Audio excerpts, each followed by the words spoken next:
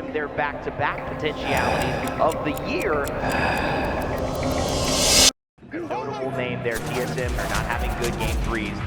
Yeah, this is very sick. Actual fucking rad, bro. Like, they're so...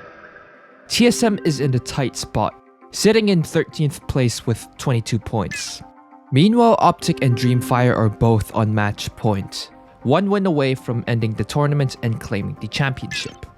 Historically, it takes an average of 8 games for a team to secure a victory in the finals.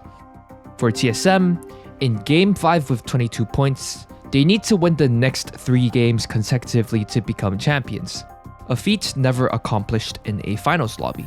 But due to years of strategy development facilitated by their coach, TSM was about to do something that would shock the world. With a hostile takeover! TSM are your champions! Somehow, TSM did the unthinkable. They won the next game, then the one after that, and finally their 3rd game in a row, winning the World Championship that year. So how did TSM achieve the impossible? To understand their run, I need you to take a step back.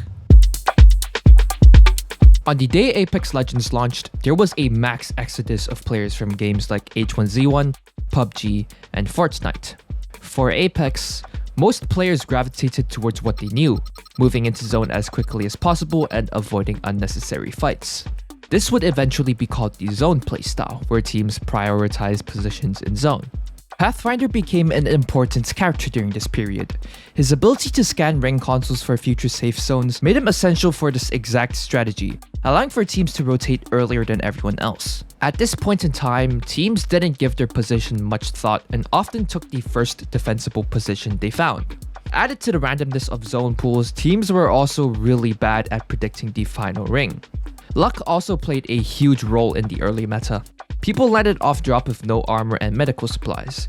This was really bad because it cluttered the loot pool, and there were moments like these where no one could get a gun. Or like, why the fuck do you have a job? Why do you have a job? Why is there 3 armors? Why? Taking out more enemies. I talk an enemy's life. Is there guns in this game? Oh look, it's the guy who's been chasing me the whole lobby! Give me a gun! You fucking idiots! Several moments after release, Respawn introduced some changes that reshaped how people played the game. Shields could be upgraded through damage, and characters like Bloodhound and Gibby also received a set of buffs, which skyrocketed their pick rate in competitive Apex. And because of these changes, one team would end up discovering a completely different way of playing the game. And Reptar, the duo for quite some time on the Complexity roster, currently having to hold it down as Shiny is knocked. They're not going to get the revive, they're going to hunt for kills. They still have their Bloodhound, they still have their Wraith. They're ultra aggressive players, and they have a Mastiff in the hands of Monsoon. And guess what? A Devotion right next to it. Monsoon is not done yet. 2020 Summer Circuit. This time we're following Team Complexity. And like always, teams are making the fast rotation inside the ring. But Complexity is doing something no one has ever seen before. Instead of rotating inside as fast as possible, they did the complete opposite. They moved outside the ring and began looking for fights. This would eventually be called the edge playstyle, where you try to secure the best loot and fight your way in the zone. This strategy would get Complexity 2nd place with 94 points, winning the Autumn Circuit not long after with the same strategy. Eventually, everyone started to recognize this style of play, and by the Winter Circuit, everyone was adopting the edge playstyle. Recognizing the shifting dynamics, Respawn introduced the Replicator, a device that allowed teams to craft necessary items, including armor upgrades, healing supplies, and items depending on the type of day it was. This change brought about new strategies in edge teams, enabling them to sustain themselves outside the zone longer and come into engagements better equipped. Optic Gaming would be one of the main teams to capitalize on the Replicator to further their edge playstyle. In ALGS LAN finals, they demonstrated this by usually playing outside zone, rotating from Replicator to Replicator, and crafting medkits to sustain themselves. This allowed Optic to make plays where they would wrap around zone and enter from the sides as compared to the outer edge. This was an effective strategy because it allowed teams to take spots deeper inside zone, but also because their chances of running into a team on a rotate was much lower. With the edge and zone strategies now established, points of interests (POIs) began to be categorized based on their suitability for either playstyle. POIs positioned near the middle of the map, like Siphon, were preferred for zone strategies because it made rotations much more consistent from the center of map as compared to the edge. In addition, POIs that were smaller took less time to loot, allowing teams to rotate into ring at a much faster pace. Because strategy was reaching its peak, teams were a bit more reluctant to try anything new. And because of that, teams would always run a close variation of the same 3 legends. But it seems like once again, one team has figured something out. Probably walk up 3, 2, 1. Yeah. Is anyone? No, Here. Trials is not 1, playable. 2, 3, kill him. Nice. We're getting shot from height. Finisher. Oh, they dropped. That was his teammates. Cancel. I ulted that. I'm queuing up. Yep. I can't really help you on that. I'm Okay, in that go bitch, left. I'm in Okay, that. so I'm not in We there. I cannot can't help get you. in. Cannot help I you. can't do anything. I can't. It's fine. He's still I'm in the up. queue. Shoot them. Just shoot. Give me Yeah, that down. farm them. The Watson team is coming. They're coming. In case that clip confused you, the character you're seeing on screen, Seer, has the ability to cancel nearly every single interaction in the game. That means healing, rezzing, and respawning were all useless in the face of a Seer tactical. Having the bubble go down gives Seer a surefire way of hitting his tactical, and combined with Horizon's gravity lift to dodge Gibraltar's ultimate, completely rendered Gibby as a useless character.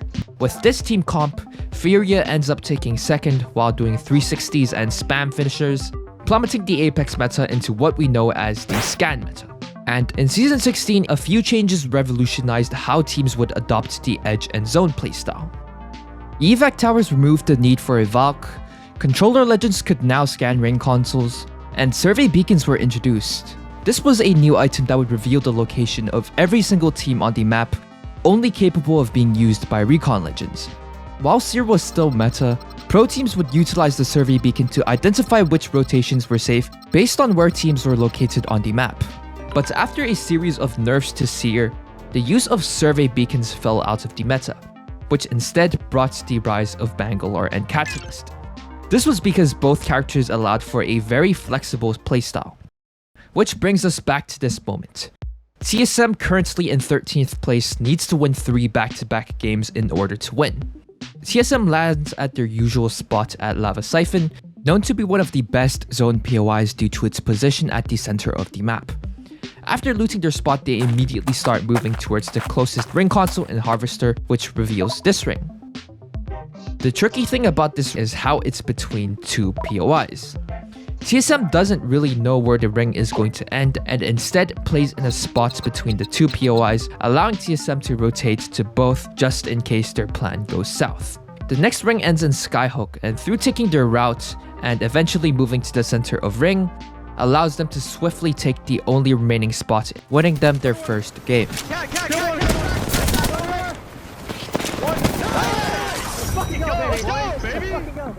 The second game and TSM is landing in a POI called The Wall. They get really lucky and the zone pulls straight to their landing spot. So they hold the building where they're expecting the ring to end. But their prediction is wrong and the zone pulls to the building right in front of them, forcing them to take the roof of the building.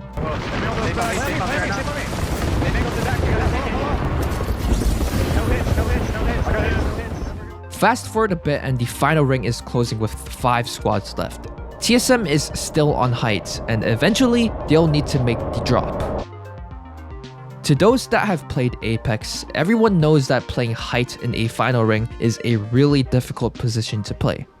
That's because when teams eventually drop from height, they land out in the open where everyone has clear line of sight. But because of the railing that hangs off from this building, they were able to drop way later than everyone else, winning them the second game in a row. For how long? It's dropped. It's TSN from the high ground. 3 teams left, and the circle's looking like a skittle. No one knows who anyone is in Optic. Once again, they can't manage it. It's going to be Dojo versus TSM as the circle closes at TSM. With the last 2 games, TSM has finally caught up with everyone else, reaching match point with over 50 points.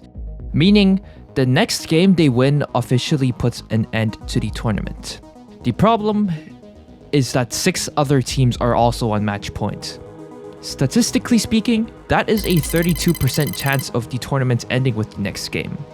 But historically, there has only been one tournament where there have been more than 8 games played, which means TSM would most likely need to win the next game as well, or get really lucky, leading to the third and last game once again landing wall. This time, realizing the zone might end Thunderwatch, TSM decides to zone wrap to the top of the mountain, where they have height over most of the teams. However, realizing that a team might have the same idea of wanting to zone wrap, they ended up playing in the tunnel. Their prediction ended up being correct, and they were zone wrapped by the dojo. Being bunkered inside the tunnel, they're forced into a fight for the zone. Do you smoke that maybe? I got back to my swing. Keep in mind the dojo has every single advantage, and knowing this enemy swings wide in front of a smoke, thinking he could get an angle. But he's forgetting one crucial point that would end up changing the entire course of the match. You could craft digital threats that day. What's the name? What's the name? Come in, bring it down. Look at you.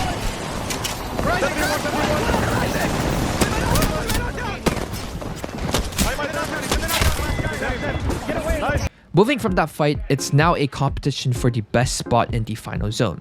It's determined that it's the north side of the zone on the highest point on the map. Whoever reaches that spot essentially wins the game. TSM would then see Blackhand moving for the same spot they're eyeing, which leads to the catwall from Verhulst to the God spot, and the most important fight of the game.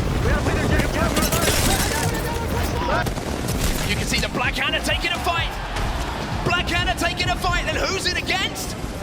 It's TSM who are moving in, and Hal got that first knock. Gets the first knock, wants to press up, and they will get aggressive here, because if they win this fight, they own the northern side. All the other squads are on the south. TSM win the fight, and now they're in prime position here. From then on, TSM plays the waiting game, and with time, the catwall comes down again, and closes out the tournament with a 3v3. To make a play, Starfight could play pie poopers here, and TSM are going to have to wait. These Watson fences could be massive.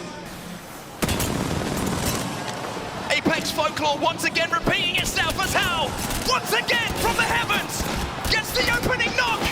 The CEO with a hostile takeover. TSM are your champions.